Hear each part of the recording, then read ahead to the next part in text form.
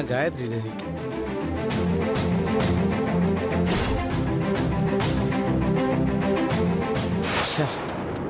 வேஸ்டா போச்சுதே, எல்லாமே வேஸ்டா போச்சு.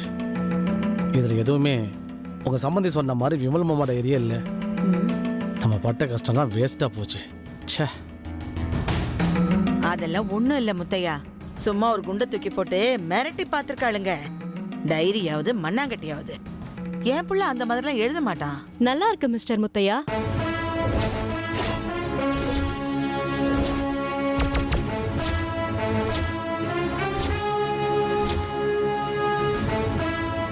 உங்களை ஒரு சின்சியரான போலீஸ் ஆபீசர்னு நான் நம்பினேன்.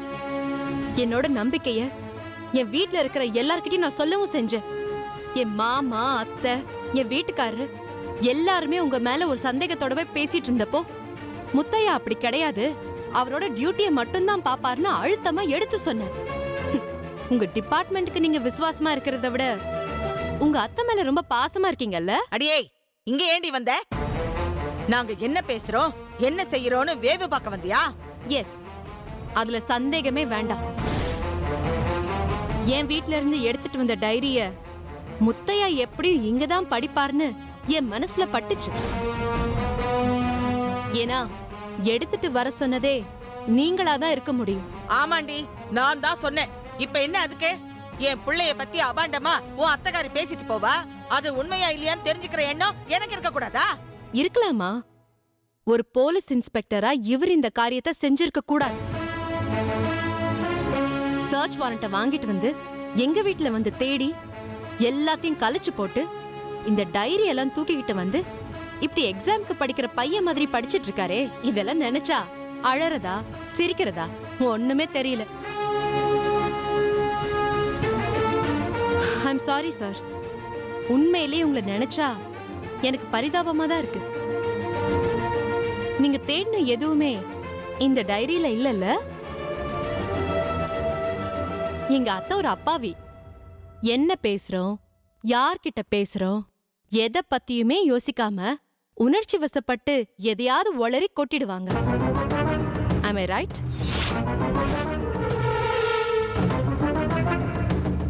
அவங்க தான் ஏதோ தெரியாதனமா சொல்லிட்டு போனாங்கன்னா அத நம்பி நீங்க எப்படி சார் சர்ச் வாரண்ட்லாம் வாங்கிட்டு வந்தீங்க? பாவம் சார் நீங்க. அடச்சி, வெளியில போ. நக்கல் பண்ணிட்டு போக வந்தியா? இத பாருடி, என் பிள்ளைய பத்தி 1000 பேசலாம், ஆனா எதையும் ஆதாரபூர்வமா உன்னால நிரூபிக்க முடியாது. அவனை பத்தி இல்லாதது பொல்லாதது சொல்லி அவன் மேல சேத்தவாரி இறக்க பாத்தீங்களே, அதெல்லாம் உண்மையாயிடாது.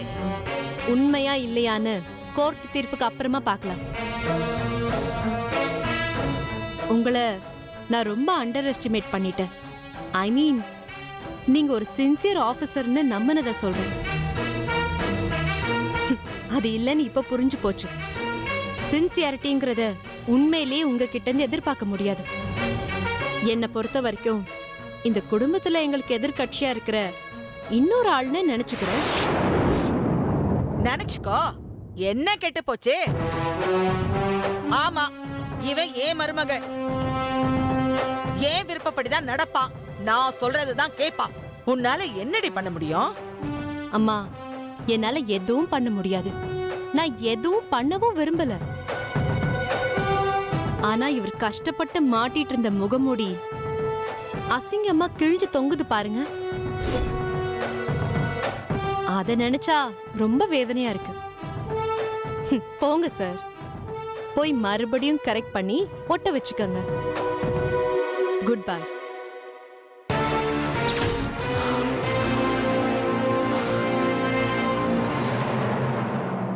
ஏன் ஏன் ஏன் இப்படி பண்ண?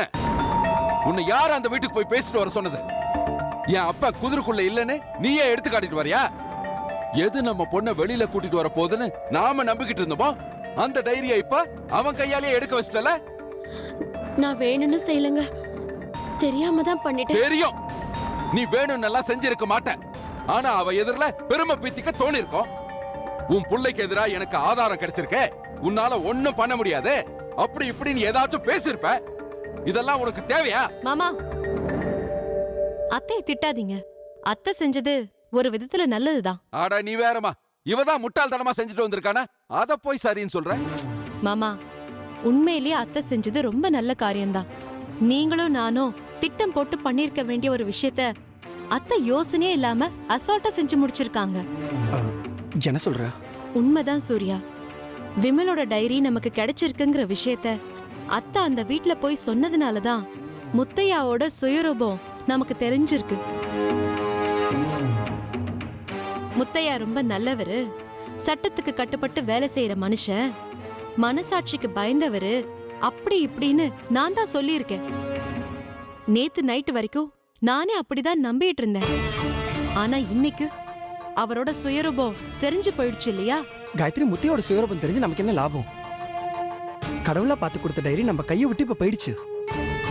பாவி பைய அதை போய் எடுத்துட்டு போயிட்டானே. இல்ல சூர்யா, அந்த ஆளு எடுத்துட்டு போனது விமலோட டைரி இல்ல.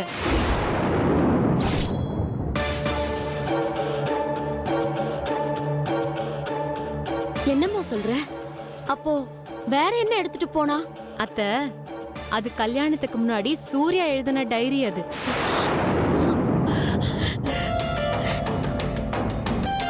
அத பத்திரமா நான் தான் மாத்தி எடுத்து வச்சேன். அததான் அந்த முத்தையா எடுத்துட்டு போயிருக்காரு. அப்போ விமலோட டைரி பத்திரமா இருக்கு மாமா, நீங்க கவலையே படாதீங்க. இங்க இருந்தா ஏதாவது பிரச்சனை வந்துருமோன்னு தெரிஞ்சுதா அதை எங்க வீட்டுக்கு எடுத்துட்டு போய் என் தங்கச்சி கௌரி கிட்ட கொடுத்து அதை பத்திரமா பாத்துக்க சொல்லியிருக்கேன்.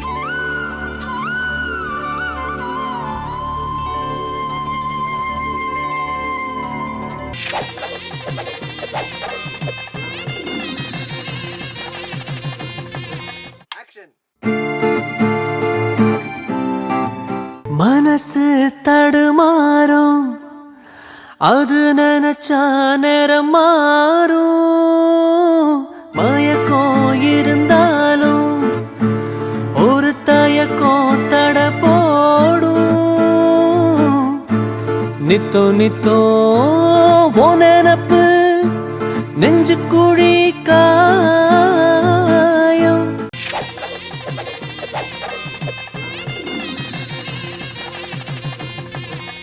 எக்ஸலன்ட் காயத்ரி, ரொம்ப நல்லா பண்ணிருக்க.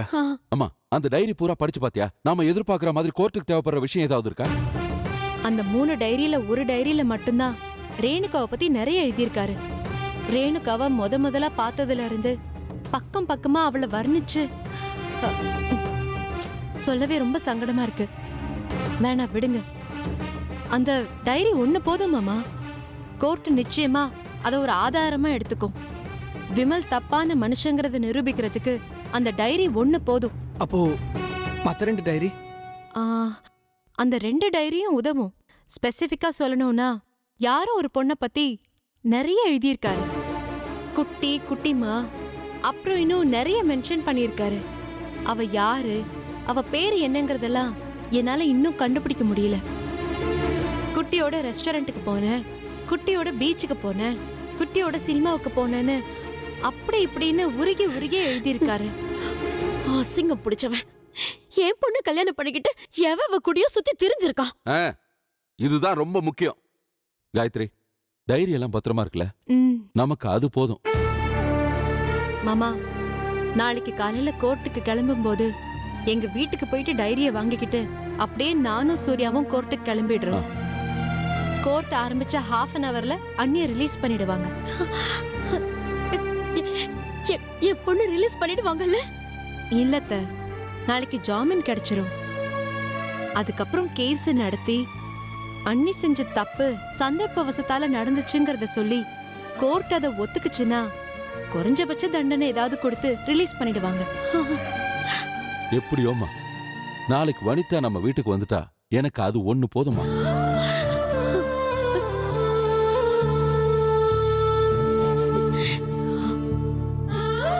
கடவுளே, கடவுளே, எப்படியாவது என் பொண்ணு ரிலீஸ் ஆகி வீட்டுக்கு வந்தா அதுவே போதும்பா.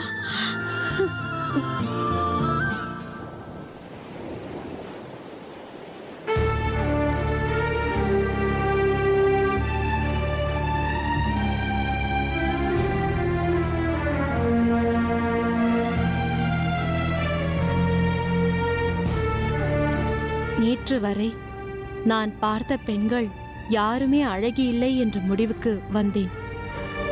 அழகி என்றால் அது ரேணுகாதான். ரேணுகாவின் கண்கள், ரேணுகாவின் மூக்கு நுனி, ரேணுகாவின் உதடுகள், அவளது சங்கு கழுத்து, அங்கம் அங்கமாக பார்த்து ரசிக்கிறேன். பார்க்க பார்க்க திகட்டாத பேரழகி உலக. போதும் காயத்ரி, என்ன ஒரு வக்கரம் பிடிச்சவனா இருந்திருக்கான் பாத்தியா? தொட்டு தாலி கட்டின பொண்டாட்டி ஒருத்தி கூடவே இருக்கிறப்ப இன்னொரு பொண்ணை பத்தி நினைக்கிறதே தப்பு. இவன் என்னடான்னா அடுத்தவன் பொண்டாட்டி அணு அணுவா ரசிச்சு இருக்கான். பத்தாததுக்கு டைரியில வேற பதிவு பண்ணி வச்சிருக்கான். எனக்கும் கஷ்டமா இருக்கு சூர்யா. பட் இந்த டைரி தான் இன்னைக்கு அண்ணியை காப்பாத்த போகுது. விமல் யாரு, எப்படிப்பட்டவர்னு கோர்ட்டுக்கு நிரூபிக்க நமக்கு இதை விட்டா வேற என்ன இருக்கு சொல்லுங்க? நீ சொல்றதும் கரெக்ட் தான். ஆனா டைரியில எழுதிருக்கிறத எல்லாரும் கோர்ட்ல கேட்பாங்கல்ல? அது ஜட்ஜோட விருப்பம். அவர் மட்டும் படிச்சு பார்த்துட்டு தீர்ப்பு சொல்லலாம். இல்லனா எல்லாருக்கும் பொதுவா படிக்க சொல்லலாம். நமக்கு எப்படி தெரியும்? எப்படியாவது வனிதா ரிலீஸ் ஆயிடணும். அது மட்டும் நடந்துச்சுன்னா நான் கொஞ்சம் சந்தோஷமா இருப்பேன். ஜாமீன் தான் சூர்யா, அதை மறந்துடாதீங்க. இதே டைரியை தான் நம்ம ஃபைனல் ஜட்ஜ்மெண்ட் வரைக்கும் கொண்டு போக வேண்டியதா இருக்கும். அதிர்ஷ்டம் இருந்து இந்த மாதிரி ஏதாவது வீடியோ எவிடன்ஸும் கிடைச்சதுன்னு வைங்க, எண்ணி ஒரே மாசத்துல அண்ணிய விடுதலை பண்ண வச்சிடலாம்.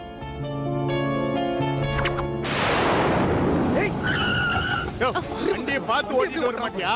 சூர்யா, உனக்கு கொஞ்சம் கூட அறிவு இல்ல? ரோட்ல எப்படி வண்டி ஓட்டுவியா? என்னையா வண்டி ஓட்டுற நீ? அது என்கிட்ட நீ கேக்குறியா? நீ தான் தப்பா ஓட்டு வந்த. என்கிட்ட பேசிட்டு இருக்க. என்ன சட்டை பிடிக்காம என்ன பண்ணுவாங்க? இதுல வர சட்டை பிடிச்சிர? நாளா உனக்கு தப்பா வரல. கரெக்ட்டா தான் வந்த. நீ ராங்கா வந்து. நீ தான் தப்பா வந்திருக்க. என்கிட்ட பேசிட்டு சூர்யா, இருக்க. வேண்டாம். நீங்க கிளம்புங்க. நீ தான் தப்பா வந்த. கரெக்ட்டா தான் வந்த. இவர்தான் ராங்கா வந்தாரு. என்ன நினைச்சிட்டு இருக்க? நீ சரியா வரலையா? நல்லா தான் ஓட்டுன. என்னைய பேசிட்டே போயிட்டு சூர்யா, இருக்க. போலாம் சூர்யா, லேட் ஆகுது. முதல்ல வண்டி ஏடியா. இருங்க, அவர் மேல தாங்க தப்பு. அவர் பண்ணதுங்க தப்பு. அவன் மேல தான் தப்பு. நான் என்ன பண்ணேன்? வேண்டாம் நாளா சூர்யா, உனக்கு தப்பா வரல. நீ தான் தப்பா வந்த. கரெக்ட்டா தான் வந்த. ஜாகிரதையா இரு சொல்லிட்டேன்.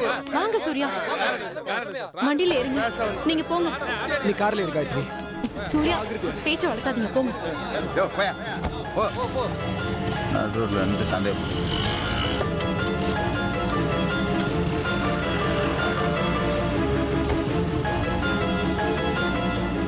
எப்படியெல்லாம் வந்து வண்டி ஓட்டுறானுங்க பாரு. கொஞ்சம் கூட அறிவே இல்ல. பரவாயில்ல, விடுங்க சூர்யா. இல்ல எனக்குலாம் ஒண்ணுமே புரியல. இவங்களுக்கு எப்படி லைசென்ஸ் கொடுக்குறாங்கன்னு. அதை விடுங்க. முதல்ல கோர்ட்டுக்கு போலாம், அதான் முக்கியம் இப்போ. ஆமா, டைம் வேற ஆயிடுச்சு. டைரி டைரி சூர்யா, டைரி எங்க?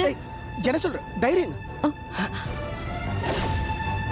கீழே எங்க வந்திருக்கா பாரு. இந்த பக்கம் பாருங்க. இங்க தானே வச்ச. இங்க எதுவும் இல்லையே. எங்க டாஷ்போர்ட்ல போச்சு? எங்க வச்சியா? இல்ல சூர்யா, நான் இந்த சீட்டு மேல தான் வச்சேன். சடனா பிரேக் அடிச்சல எங்க கீழே வந்திருக்கும். தள்ளு. ஷிஷு. என்ன காயத்ரி, இது இல்லாம நம்ம எப்படி கோர்ட்டுக்கு போக முடியும்? நான் ஷிஷு. நான் எங்க வச்சேன்? கடவுளே. ஐயோ. ஐயோ, ஒருவேளை அந்த இடத்துல கீழே விழுந்துருச்சான்னு தெரியலையே. நீ இறங்கும்போது விழுந்திருக்குமோ? சரி வா பார்க்கலாம். தெரியல சூர்யா, ஆனா நான் இந்த சீட்டு மேல தான் வச்சேன். என்ன காயத்ரி இது? இப்படி மிஸ் பண்ணிட்டோமே. அந்த சண்டை நடந்த இடத்துல போய் பார்க்கலாம் வா.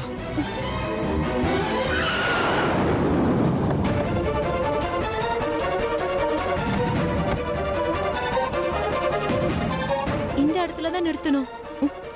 ஐயோ, இங்க தானே இருந்தோம்.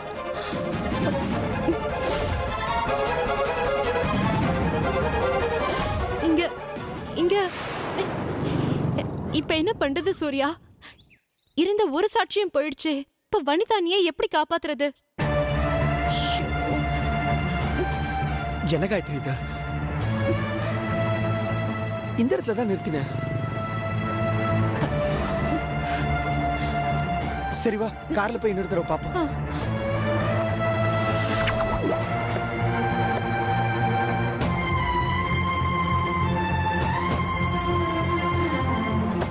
இங்கெல்லாம் இருக்கிறதுக்கு சான்ஸே இல்ல சூர்யா. அப்ப எங்க போயிருக்கோம்?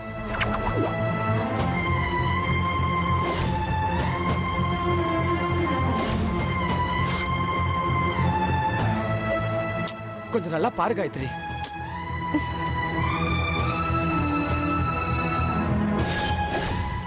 தான் வச்சேன் சூர்யா.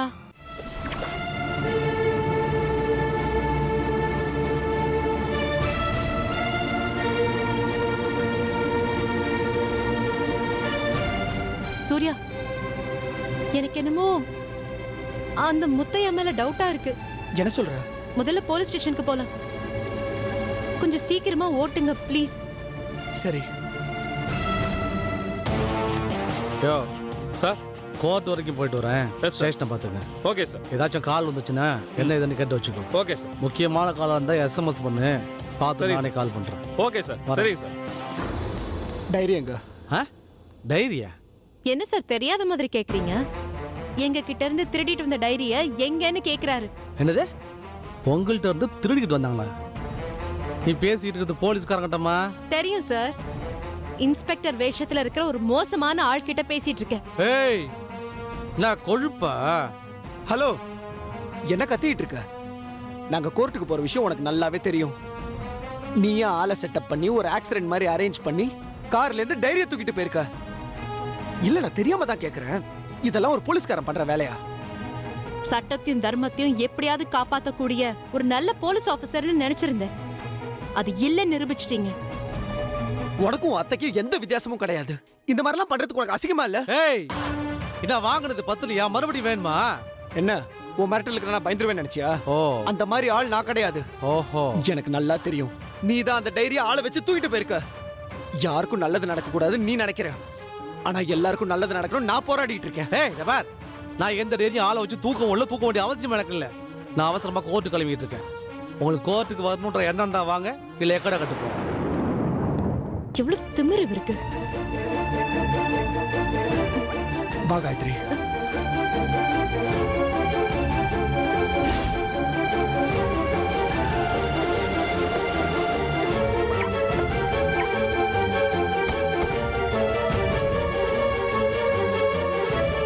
எதை பத்தி கவலைப்படாதப்பா. நீ எப்படியாவது கேஷை ரெடி பண்ணிடு, சரியா? சார் என்னாச்சு? நீ போப்பா, நான் உனக்கு ஃபோன் பண்றேன். சரி sir. I am sorry mister Surya. இந்த கேஸ்ல மேக்ஸிமம் என்னால எவ்வளவு ட்ரை பண்ண முடியுமோ எல்லாம் ட்ரை பண்ணி பார்த்துட்டேன். ஆனா சார் என்ன சார் சொல்றீங்க?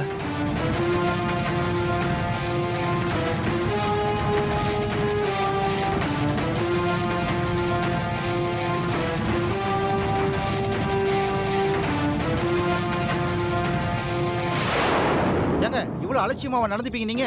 ஐயோ சாரி சார். நாங்க அலட்சியமா இல்ல. ஆனா எங்க கவனத்தை திசை திருப்பி இந்த காரியம் நடந்திருக்கு. அந்த இன்ஸ்பெக்டர் எவ்வளவு மோசமா நடந்து பாருன்னு நாங்க நிச்சயமா எதிர்பார்க்கல. நீங்க அதை எதிர்பார்த்துக்கணுமா? செத்து போன விமல் அந்த இன்ஸ்பெக்டரோட சொந்தக்காரன். அப்படி இருக்கும்போது அந்த இன்ஸ்பெக்டர் இந்த கேஸ்ல மறுபடியும் நமக்கு எப்படி சாதகமா நடந்துப்பான்னு நம்ம எதிர்பார்க்க முடியும்?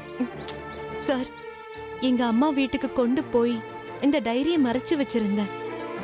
அவ்வளவு தூரம் நாங்களும் அக்கறையா தான் இருந்தோம். ஆனா எப்படி இருந்தாலும் கோர்ட்டுக்கு அதை எடுத்துட்டு வருவோன்னு தெரிஞ்சு கிளவரா பிளான் பண்ணி இப்படி ஒரு காரியத்தை பண்ணிட்டாரு சார். இங்க பாருமா, இனி பேசி எந்த பிரயோஜனம் இல்ல. உங்க அண்ணி எப்படி ஜாமீன்ல எடுத்துடலான்னு நான் நினைச்சேன். ஆனா கேஸ் நமக்கு எதிராக தீர்ப்பாயிருச்சு. சார் வேற வழியே இல்லையா சார்? கண்டிப்பா வழி இருக்கு சூர்யா. அதுக்கு ஸ்ட்ராங்கான எவிடன்ஸ் வேணும். அதுக்கு இந்த டைரி மாதிரி வேற ஏதாவது ஒன்று இருந்தா. ஆனா விமல் யாரு, அவன் எப்படிப்பட்டவங்கிறத கோர்ட்ல நிரூபிச்சாகணும். அதுக்கு ஒரே ஒரு சாட்சி இருந்தா கூட போதும். உங்க அக்காவை நான் வெளியே கொண்டு வந்துட முடியும். இந்த கோர்ட்லன்னா ஹைகோர்ட் இருக்கு சார். நீங்க மட்டும் நான் கேட்ட ஆதாரத்தை ரெடி பண்ணுங்க, மற்றதை நான் பாத்துக்கிறேன். சார் உங்களுக்கு வருத்தமா தான் சார் இருக்கும், என்னால் அது புரிஞ்சுக்க முடியுது. ஆனா டைரியை தவற விட்டது மிகப்பெரிய தப்பு. தயவு செஞ்சு கிளம்புங்க. வேற ஏதாவது எவிடன்ஸ் கிடைக்குதான்னு பாருங்க. கிடைச்சதும் ஃபோன் பண்ணுங்க. உங்க அக்காவை காப்பாற்ற வேண்டியது என்னோட பொறுப்பு. புரியுதா? கிளம்புங்க. சரி சார்.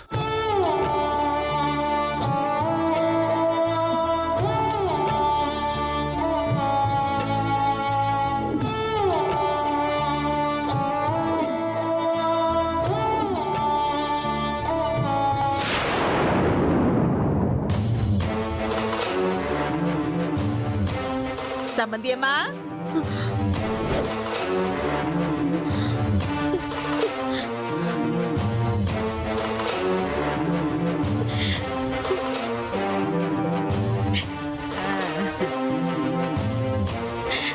என்ன எல்லாரும் ரொம்ப சந்தோஷமா இருக்கீங்க போல இருக்கு.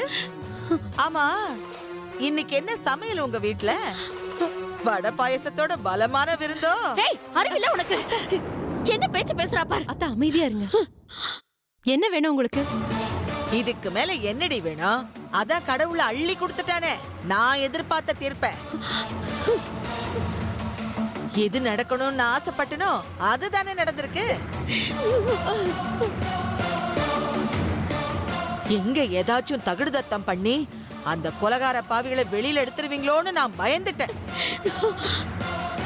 அந்த ஜட்ஜி வச்சாருல்ல ஆப்பு, 7 வருஷம் கடுங்காவல் தண்டனை.